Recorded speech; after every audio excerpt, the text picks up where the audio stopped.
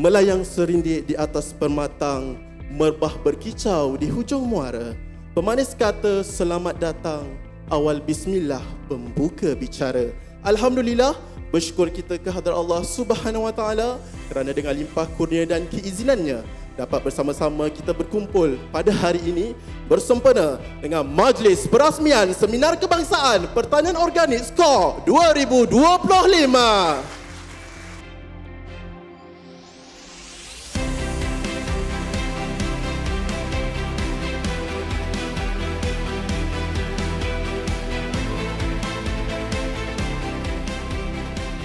Saya yakinlah perkongsian ilmu ataupun pengalaman dan idea-idea daripada pendidik-pendidik kita yang membentangkan kerja ini dapat kita manfaatkan untuk sama ada dimanfaatkan oleh petani itu sendiri, itu yang penting.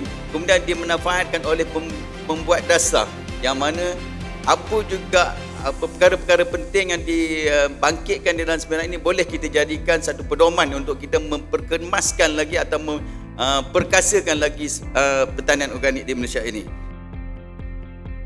Seminar Kebangsaan Pertanian Organik atau SKOR 2025 ini menjadi satu platform kepada pelbagai pihak berkepentingan dalam bidang organik, masuk penyelidik, ahli akademik, penggubal dasar, pengusaha produk dan ladang organik, pegawai pengembangan, pertubuhan bukan kerajaan dan juga pelajar untuk berhimpun dan membuka ruang dialog yang konstruktif serta mendedahkan peserta kepada inovasi, teknologi dan kejayaan dalam bidang pertanian organik.